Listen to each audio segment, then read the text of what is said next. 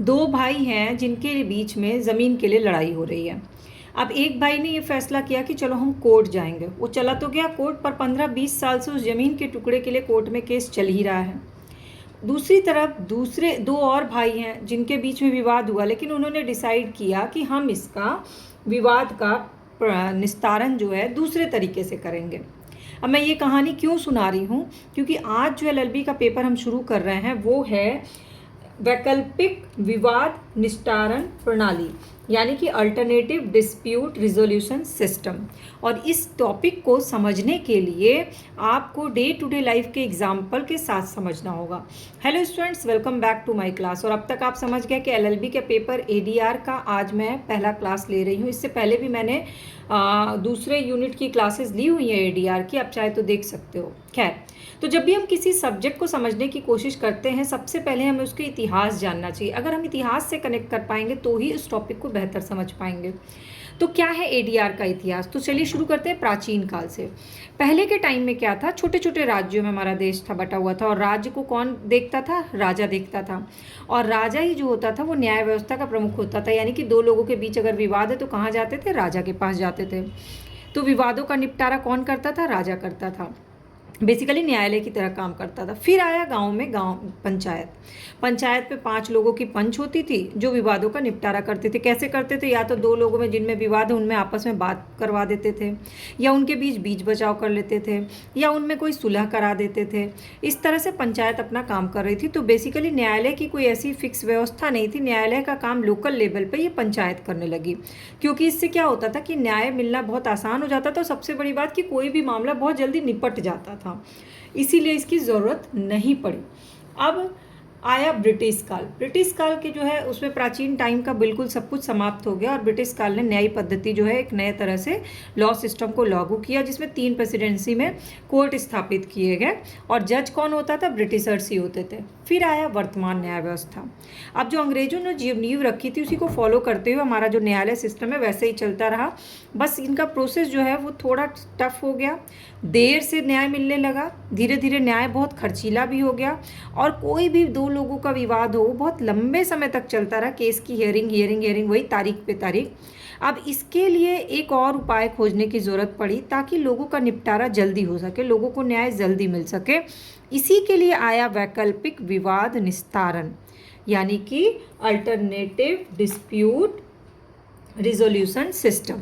अब ये जो आप हिस्ट्री लिखिएगा, अगर आप इसमें एक केस लिख दीजिएगा तो आपका आंसर बड़ा धमाकेदार हो जाएगा। केस लिख दीजिएगा मद्रास बंदरगाह बनाम इंजीनियरिंग कंस्ट्रक्शन कॉरपोरेशन। इससे आसानी से न्याय व्यवस्था उपलब्ध होगी। इन्होंने बताया कि एडीआर से आसानी से लोगों को न्याय मिल जाएगा, इस केस के थ्रू बताया गया। तो अब तक आपका ये बेस तो क्लियर हो गया कि एडीआर का इतिहास क्या रहा, कैसे एडीआर की शुरुआत हुई और क्यों एडीआर की ज़रूरत पड़ी। अब चलते हैं एडीआर है क्या। तो विवादों का वैकल्पिक निस्तारण औपचारिक न्याय पद्धति का विकल्प नहीं है, पर उसका पूरक है। जैसे न्यायालय जैसे काम करता है, ये न्यायालय तो नहीं है पर न्यायालय के जैसा ही है, कि बस थोड़ा अंतर क्या है कि इसमें खर्च कम लगता है, इसमें केस की हियरिंग में टाइम नहीं लगता, जल्दी हो जाता है। और वाद एक लिख लीजिएगा, bar council of India versus union of India का वाद है, जिसमें कहा गया कि व्यापारिक, प्रशासनिक और विधि क्षेत्र के कुछ प्रमुख व्यक्ति एकमत होते हैं और इन्होंने एक संस्था स्थापित कर ली जिसका नाम रख दिया गया वैकल्पिक विवाद निस्तारण के लिए अंतर्राष्ट्रीय केंद्र, यानी ICADR। इस संस्था का स्थान दिल्ली में रखा गया और ये संस्था 1995 में पंजीकृत हो गई। यानी ये जो विवादों का वैकल्पिक निवारण करना था, इसके लिए जो संस्था बनाई गई वो कब बनाई गई? 1995 में बनाई गई। कहाँ बनाई गई? दिल्ली में बनाई गई और अंतर्राष्ट्रीय केंद्र के रूप में बनाई गई। और इसमें जो लोग विधि क्षेत्र से जुड़े हुए व्यक्ति थे, प्रशासन से जुड़े हुए व्यक्ति थे, उन्होंने बनाया। अब न्यायमूर्ति एच अहमदी कहते हैं कि एडीआर की आवश्यकता इसलिए है क्योंकि अंतर्राष्ट्रीय संगठनों के मध्य हो रहे व्यापारिक संवहार त्वरित रूप से हो रहा है। तो बेसिकली आपको ये समझना होगा कि ये जो एडीआर है ये सिर्फ लोकल लेवल पे ही सीमित नहीं है, बल्कि ये इंटरनेशनल लेवल पे भी काम करता है। इसीलिए अंतर्राष्ट्रीय केंद्र के रूप में स्थापित किया गया। तो अब हम समझते हैं कि एडीआर का मतलब क्या है। तो एडीआर में आर्बिट्रेशन को भी शामिल किया जा सकता है।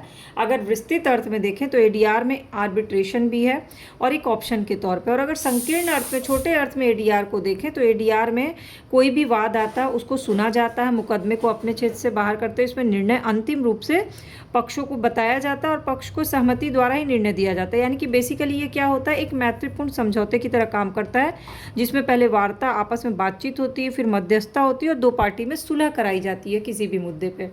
तो इसमें किसकी भूमिका अहम हो गई, मध्यस्थकर्ता या सुलहकर्ता की।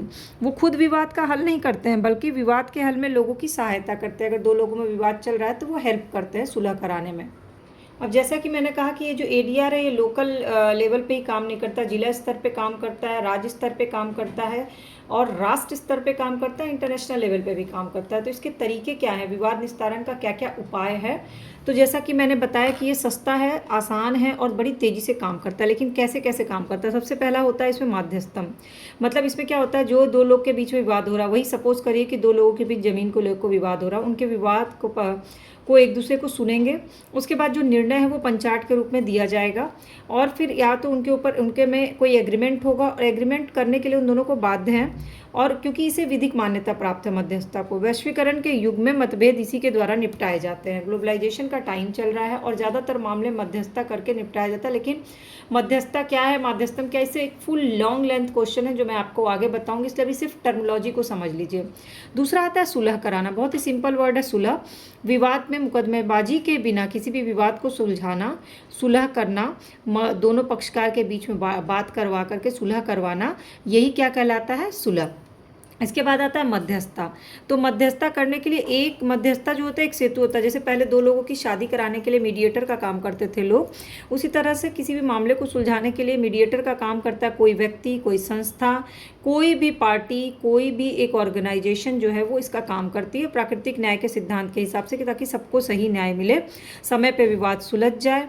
और इसकी नियुक्ति भी पक्षकार खुद ही करते हैं। जिन दो लोगों के बीच में, दो पार्टी के बीच में विवाद हो रहा है, वो खुद ही अपना मध्यस्थ चुनते हैं अपनी मर्जी से। इसीलिए जो वो बोलता है उसके निर्णय को मानना भी इनकी वो होती है। फिर आता है पूर्व विचारण मध्यस्थता, यानी कि न्यायालय की प्रेरणा से कार्रवाई शुरू होती है और फिर आपस में बातचीत करने के बाद समझौता हो जाता है। इसमें केस है सीएम कृष्णा बनाम डिस्ट्रिक्ट लीगल सर्विस अथॉरिटी का वाद। इसके बाद आता है वार्तालाप। सबसे सिंपल है, सबसे आसान उपाय है और अबाध्यकारी तरीका है कि बिना किसी बाहरी व्यक्ति के हस्तक्षेप के दो लोग आपस में बात करके, क्या खर्चा इस पे होगा, क्या होगा, सारी चीज़ें कंडीशन अप्लाई करके बात करके मामले को सुलझा लें। इसके बाद आता है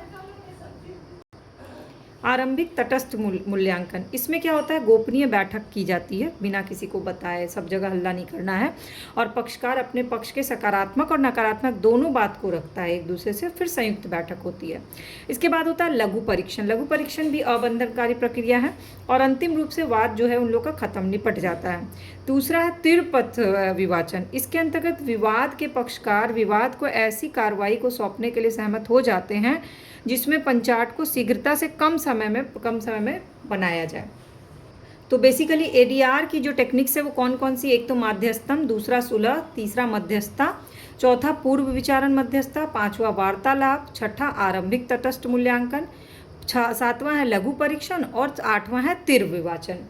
तो वैसे तो अब तक आप समझ गए होंगे कि एडीआर पद्धति के फिर लाभ क्या क्या है, लेकिन तब भी लिखना कैसे वो बता देती हूँ। तो एडीआर जो है एक हल प्रणाली के रूप में काम करता है, किसी भी प्रॉब्लम के सॉल्यूशन के रूप में काम करता है और इसका प्रयोग न्यायिक कार्रवाई के किसी भी स्तर पे किया जा सकता है। दूसरा, ये कम खर्च, कम समय, बेहतर समाधान देता है और आपकी गोपनीयता को भी बनाए रखता है। तीसरा, ये वैकल्पिक कार्यक्रम जो है वो लचीला है।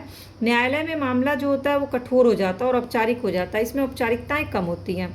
चौथा है, ये मुकदमों के पक्षों को स्वतंत्रता देता है कि वो अपने हिसाब से अपनी बात रख सकें, अपना पक्ष रख सकें। पांचवा है, वैकल्पिक व्यवस्था का प्रयोग वकील और वकील के बिना दोनों ही कंडीशन में किया जा सकता है, जबकि कोर्ट में ऐसा कंडीशन नहीं होता, आपको वकील की ज़रूरत पड़ती है। छठा है, वैकल्पिक प्रक्रिया न्यायालय के कार्यभार को कम करता है और सातवां है, वैकल्पिक प्रक्रिया पक्षों को तटस्थ विशेषज्ञ, अपना विशेषज्ञ खुद ही चुनने का वो मौका देता है उनको। तो निष्कर्ष के रूप में आप पॉजिटिव निष्कर्ष लिखना कि विवादों का शीघ्र निपटारा हो जाता है और पुरानी न्याय व्यवस्था जो है वो गायब हो गई है और मैत्रीपूर्ण समझौता कराता है। इसको थोड़ा डिस्क्रिप्शन अच्छे से डिटेल में करके लिख देना।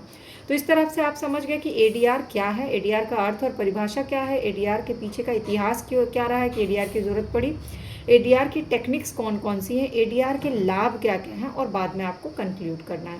अब भी आपको कोई डाउट, क्वेरी, क्वेश्चन रह गया हो तो नीचे कमेंट सेक्शन में पूछ लीजिएगा और बाकी की क्लासेस चैनल पे अपलोडेड है, आप जाकर उसे देखिएगा।